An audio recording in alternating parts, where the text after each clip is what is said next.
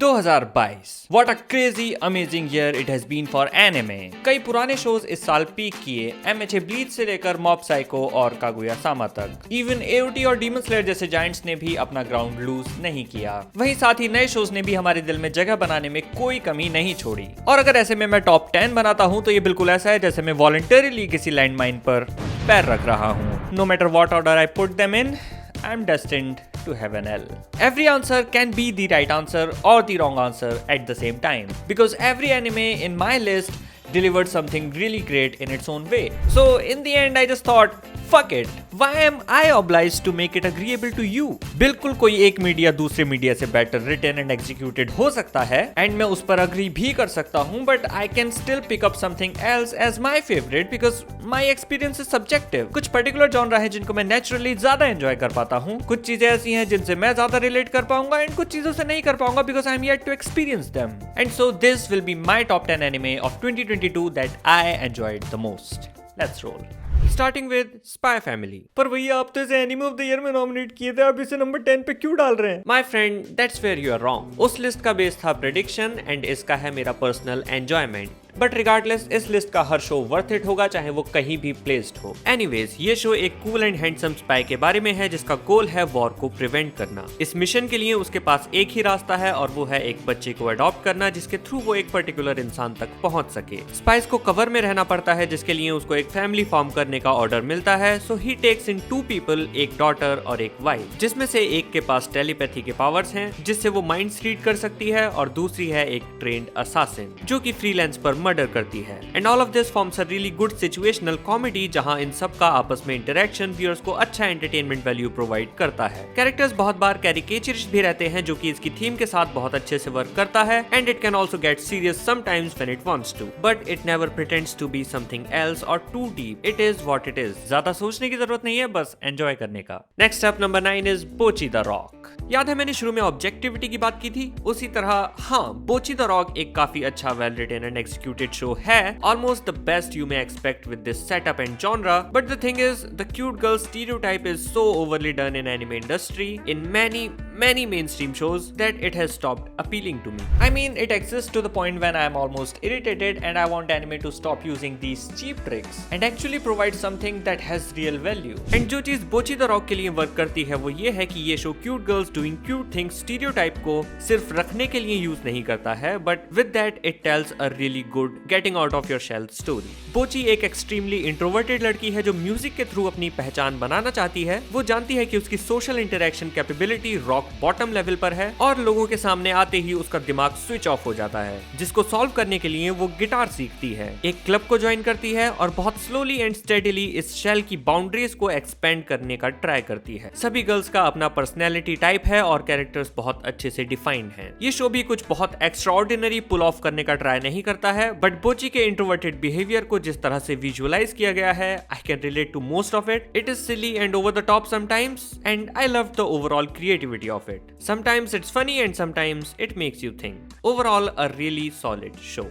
आगे बढ़ने से पहले मैं आपको बताना चाहूंगा क्यूरीवर्स के बारे में, जो कि पहला ऐसा सोशल नेटवर्किंग प्लेटफॉर्म होगा जो सिर्फ और सिर्फ एनिमे को डेडिकेटेड होगा। They are working with many anime YouTubers to form this closely knit community of otakus, जो कि आजकल बहुत मुश्किल हो गया है एंड एवरीथिंग फील्स स्कैटर्ड। इस प्रोजेक्ट को IITians की एक टीम लीड कर रही है और इसको 100x VC की फाइनेंशियल बैकिंग मिली हुई है, who are also the investors in OYO and Coin DCX. And they are also covered by some popular media houses. अगर आपको भी इस यूनिफाइड एक्सपीरियंस को फर्स्ट हैंड ट्राई करना है तो join their discord server and attend the mega launch event on 5th February, जो कि मुझे करने की जरूरत नहीं है क्योंकि हम तो VIP हो गए, but hope to see on the other side. Here is a small demo. You can simply log in to your space and Viola you're inside Curiverse. यहाँ पर आप देख सकते हैं सारे लाइव इवेंट्स जो कि एनिमे सर्कल में हो रहे हैं। इसके अलावा आप और भी कई तरह के contest like AMV, meme contest और भी कई तरह की एक्साइटिंग एक्टिविटीज में पार्टिसिपेट कर सकते हैं and who knows you might even win something. इसके अलावा आप यहीं पर अपने फेवरेट एनी क्रिएटर्स का कंटेंट भी कंज्यूम कर पाएंगे जो भी यहाँ अवेलेबल होंगे। यहाँ पर आप अपने art works, edits and wallpapers वगैरह शेयर कर पाएंगे and you may also get inspiration from someone else's work. Different anime की सेपरेट कम्युनिटीज रहेंगी जहां पर आप अपने फेवरेट एनिमे को दूसरे फैंस के साथ डिस्कस कर पाएंगे and personally there is just nothing better than discussing and agreeing on something that you love. अगर आप यहाँ एनफ इन्वॉल्व रहते हैं तो आप कई तरह के कूल कस्टमाइजेशंस भी अनलॉक कर सकते हैं and one of the best thing कि आप अपनी और अपने फ्रेंड्स की वॉच लिस्ट को यहीं पर ट्रैक कर सकते हैं, यानी करंटली एयरिंग एनिमे को आप तुरंत ही उन लोगों के साथ डिस्कस कर पाएंगे जो उन्हें देख रहे हैं। एंड अगर आप एनिमे क्रिएटर हैं और अपने पैशन को प्रोफेशन में कन्वर्ट करना चाहते हैं तो स्टे ट्यून्ड, आपके लिए भी और चीजें आने वाली हैं। Once again don't forget to join the launch event on 5th February, जहां पर इस प्लेटफॉर्म को ट्राई करने का मौका कुछ सिलेक्टेड लोगों को दिया जाएगा। आपको बस डिस्क्रिप्शन में दिए हुए लिंक पर क्लिक करके इनका डिस्कॉर्ड सर्वर ज्वाइन करना है and super user form fill करना है and that's it. You will get a chance to try this before anyone else and become a part of this exclusive anime community experience. Moving on, next up is ranking of kings. अच्छी writing की बात हो और ranking of Kings का जिक्र ना हो, impossible. इस एनिमे की खास बात यह है कि ये कन्वेंशनल एनिमे से बिल्कुल अलग फील होता है। एक डिफरेंट एरा, डिफरेंट वर्ल्ड जिसका अपना पास्ट, अपनी हिस्ट्री और अपनी लेजेंड्स हैं। You are transported to this amazing and rich fairy land जो दिखने में बहुत प्यारा सा लगता है but equally deceiving, harsh and sad है। इस वर्ल्ड में कुछ भी पॉसिबल है, मैजिक, गॉड्स, घोस्ट। शुरू तो ये बोजी से होता है, the most protectable creature in the show. By birth उसके पास किसी तरह की कोई स्ट्रेंथ नहीं है। He is as fragile as a human can be, yet he has to become one of the strongest and prove his worth as a great king. But by the end the story just becomes so crazy. So many great characters and elements filled everywhere in the show. बाकी अगर आपको इस पर मेरा पूरा opinion जानना है तो यहाँ देख सकते हैं। Next is cyberpunk edgerunners. ये नेटफ्लिक्स का ओरिजिनल एनिमे है जो साइबरपंक 2077 के वर्ल्ड पर बेस्ड है। Design, art, world and the advanced and flashy cyber city are done to the perfection. Cyberpunk जैसा स्टाइल एंड स्टोरी का सही कॉम्बिनेशन जो एक दूसरे को कॉम्प्लीमेंट करता हो बहुत कम देखने के लिए मिलता है। ये एक एडवांस वर्ल्ड में सेट है लेकिन एक बहुत ही कैओटिक वर्ल्ड जहाँ लाइफ टेक्निकल एडवांसमेंट से बेहतर हुई है या फिर यहाँ सरवाइव करना और ज्यादा मुश्किल हो गया है, कह पाना थोड़ा डिफिकल्ट है। मेन कैरेक्टर है डेविड मार्टिनस जो मुझे ऐसा लगता है कि कंटिन्यूअसली एक ट्रेजिक लाइफ लीड करता है। पहले अपनी माँ के सपनों के लिए और जब रिबेल करके वो अपने लिए स्टैंड लेना भी चाहता है, फ्री होना चाहता है, तब भी उसकी झोली में किसी और के सपने आ जाते हैं जिनको वो पूरा तो करता है लेकिन साथ में काफी बड़ी प्राइस भी पे करता है। Overall it is a packed experience of action, emotions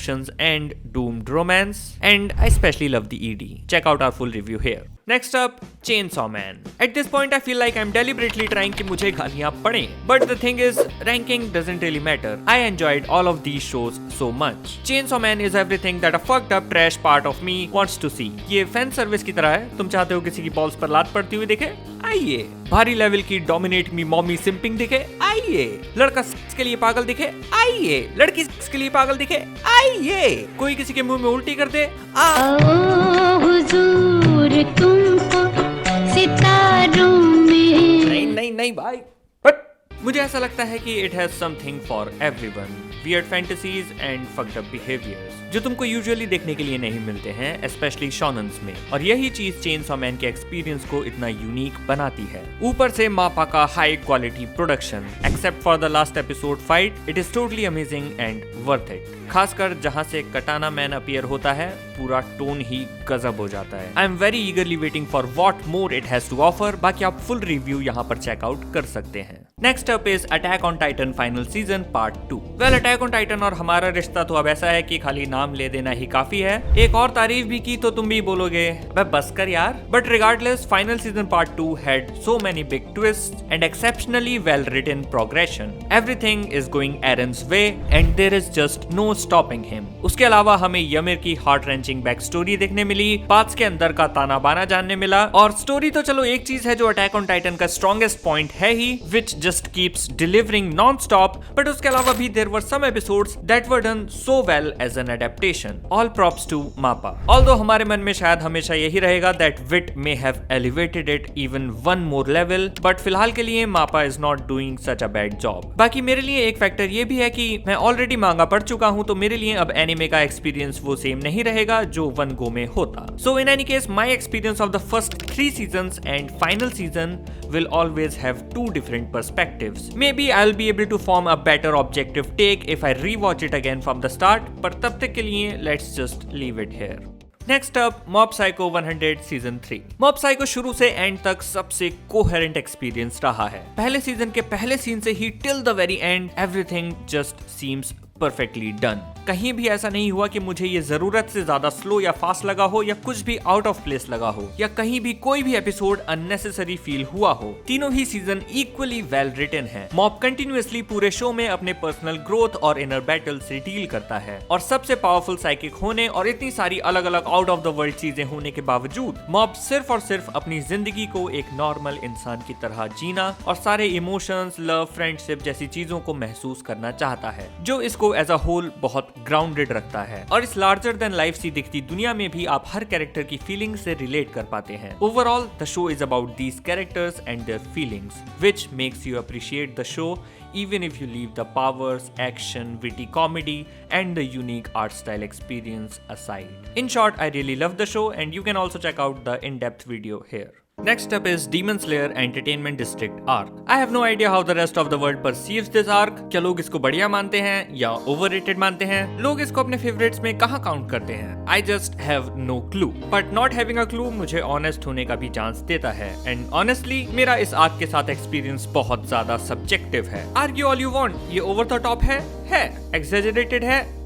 sometimes unbelievable है, लेकिन जिस तरह के इमोशंस ये जनरेट करने में सक्सीड करता है वो बाकी किसी भी चीज के लिए कंपेंसेट कर देता है। जो लव एंड पैशन मुझे डीमन स्लेयर के अंदर फील होता है उसका शब्दों में वर्णन कर पाना बहुत मुश्किल है। इसकी राइटिंग एक शो के पर्सपेक्टिव से बहुत माइंड ब्लोइंग तो नहीं है, लेकिन जो प्यार ये कैरेक्टर्स उनकी काइंडनेस और केयर में डालता है it just inspires you to become a better and compassionate human being and people at Ufotable Demon Slayer owes you for doing such a good job, for uplifting its experience at least 10 times. The adaptation itself compensates for the straightforward plot and makes it one of the best shonen experiences available in modern times. And I love it unapologetically. Check out the full review here, बहुत प्यार से बनाया है। आगे बढ़ने से पहले क्योंकि बहुत से अच्छे शोज स्टिल इस लिस्ट में नहीं है, या तो उनको इन 10 में इंक्लूड करना पॉसिबल नहीं हो पाया या फिर मैंने उनको देखा नहीं है, but here are some honorable mentions जिन्हें डिपेंडिंग अपॉन योर टेस्ट तुम्हें चेकआउट कर लेना चाहिए।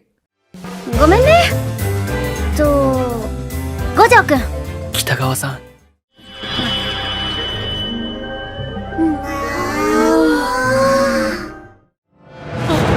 あなたは黒崎一護死神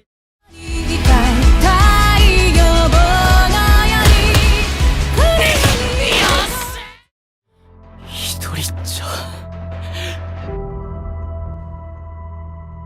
常識を捨てろ。どこだここ。先日集めた修学旅行費にやったの？なんでパクられた？無実よ。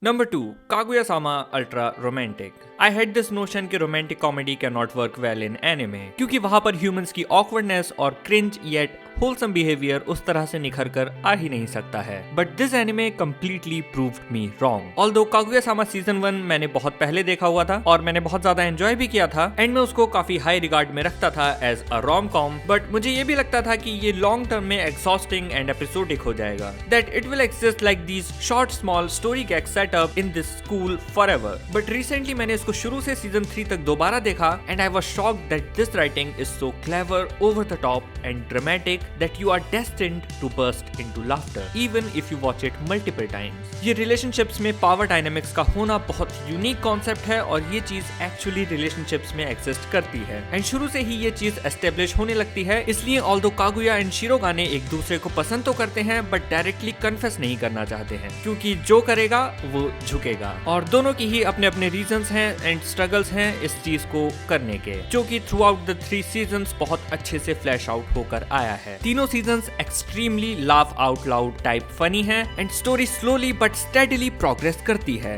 getting to the best of the show yet in season 3 क्योंकि हाई स्कूल हमेशा नहीं रहेगा and they are going to move forward in their lives and if they do not hurry their chance of getting the person they love will slip away. तो भले ही वो confess नहीं करना चाहते हैं, बट इस अर्जेंसी को भी इग्नोर नहीं किया जा सकता है. And that is why it gets ultra romantic and cheesy, just the way a rom-com should be in its true form, exposing even the vulnerable and human side of these over-the-top and dramatic characters. And this is one of the best things I experienced this year. And now moving on to the number 1 spot. कुछ लोग agree करेंगे और बहुत सारे लोग disagree करेंगे, but just know that the genre that is most naturally exciting to me is suspense thrillers with a good story and reveals. And the one show that provided me with this amazing experience this year is Summertime Rendering. मैंने बोल दिया ये one of the best experience था तो था, बस जाके देख लो, क्योंकि सस्पेंस थ्रिल का जो एक्सपीरियंस है उसको जितना दूसरों से जानोगे वो उतना ज्यादा डिटीरियोरेट होता जाएगा. Shonens can still make you feel emotional, romance can still make you feel wholesome और sad, comedy will still make you laugh and action will still engage you even if you consume thousands of spoilers. But just destroy one twist from a suspense show and your whole experience may flush down the gutter. तो पहले देखो फिर सुनो, जाओ. Now अगर तुम पहले ही देख चुके हो या अभी भी जानना चाहते हो कि इसमें क्या है, तो ये स्टोरी एक छोटे से टाउन में सेट है जहां हमारा मेन कैरेक्टर शिनपे काफी टाइम बाद आता है क्योंकि उसकी बेस्ट फ्रेंड / लवर की डेथ हो जाती है. ही स्टार्ट्स टू सस्पेक्ट कि ये कोई नॉर्मल डेथ नहीं है बल्कि मर्डर है, but little did he know कि ये तो सिर्फ टिप ऑफ द आइसबर्ग है. इस टाउन में क्या चीजें हो रही हैं वो एक अलग ही लेवल पर हैं. The rich history, monsters, supernatural elements and थोड़ा थोड़ा time travel and a really well packed story saving up even bigger things, twists and reveals as it progresses, provides you with one of the most exciting experiences I have had in a very long time in my favorite genre. और अगर तुमको ये चीजें तुम्हारी liking में लग रही हैं तो तुमको ये शो जरूर चेकआउट करना चाहिए. Highly recommended. And those were my top 10 anime of the year. Thanks for watching till the end. Please leave a like and subscribe the channel and comment down your top 10 anime. Bye bye.